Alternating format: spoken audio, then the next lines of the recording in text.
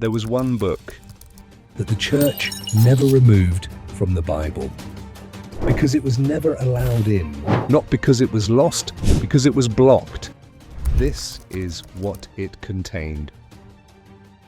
Inside this book was a prophecy so dangerous that it was erased twice. Once in the original manuscript, scratched out by ancient scribes, and once again in the 20th century, when scholars tried to reconstruct it. Prophecy wasn't about the end of the world, it was about who would survive it. And the answer contradicted everything the church had taught for 1,500 years. In 1945, an Egyptian farmer digging for fertilizer near the town of Nag Hammadi struck something hard, a sealed jar. Inside were 13 leather-bound books. Texts that hadn't been seen in over 1,600 years. Books the church banned in the 4th century, ordered burned, and believed destroyed. But one text stood out. Not the Gospel of Thomas, Not the Gospel of Mary Butiti, the Apocalypse of Peter. and inside it was the prophecy they couldn't allow.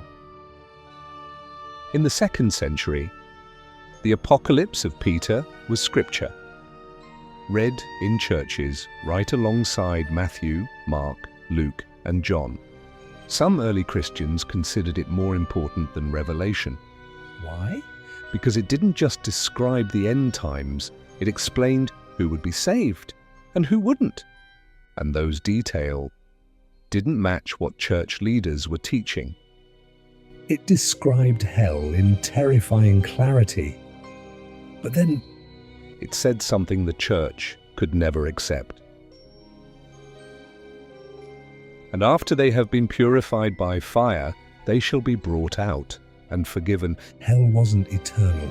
Punishment had an end. Even the damned could be redeemed. This wasn't a footnote. It was the foundation of the text. And it destroyed the church's most powerful tool, fear. If hell ends, their authority collapses. So in 367 AD, the book was banned, ordered destroyed, but one copy survived. When scholars translated the Nag Hammadi text in the 1970s, they found something strange, a section where the writing had been scraped away. Deliberately, someone, centuries earlier, took a blade and removed specific lines. Using multispectral imaging, researchers recovered the erased words. A second prophecy, one banned not just by the church, but by the book's own scribes. It read, "In the final days the faithful will be tested, and many who call themselves believers will be found outside the kingdom, while those who were cast out will be welcomed in." A complete reversal. The righteous rejected, the sinners saved. Here's why this book was feared above all others. It undermined hell as a weapon. It challenged who gets saved. And worst of all, it was popular, read everywhere. Banning it wasn't enough. History had to be rewritten to erase it. And for 1,500 years, they succeeded. But the Apocalypse of Peter wasn't the only blocked text. The Gospel of Thomas, the Gospel of Mary, the Book of Jubilees, the Shepherd of Hermas, each one blocked because it weakened institutional control. Each one taught that salvation didn't require the church, and that mercy was bigger than fear. Then, the second erasure. In 1976, scholars working on a full reconstruction suddenly stopped. Notes vanished. Sections were labeled too controversial. And when the final translation was published, The dangerous prophecy was missing, erased again, even in the 20th century. The text was still too explosive to print. Fragments leaked in the 1980s revealed the full passage. Those who built temples in my name will find them empty. Those who claimed authority over souls will be stripped of their crowns. And the least among you, the rejected, the forgotten.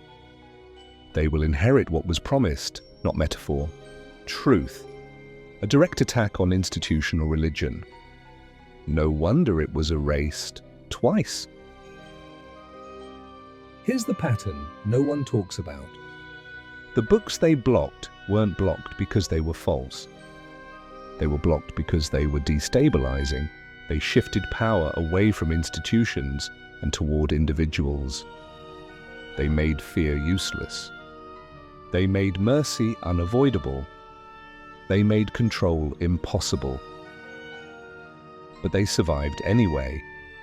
In Ethiopia, in the Nag Hammadi library, in the Dead Sea Scrolls, and now online for anyone to read. The prophecy erased twice is being read again. And the apocalypse of Peter wasn't the only prophecy they tried to destroy. There's another one. Hidden inside the Dead Sea Scrolls. A prophecy about the Messiah that doesn't match the story you were taught. And when scholars found it, they tried to bury it again. That's lost page number 4.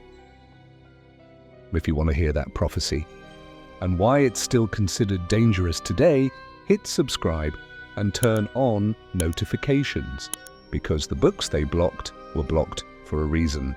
And once you read them, you'll never see the Bible the same way again. This is only the beginning.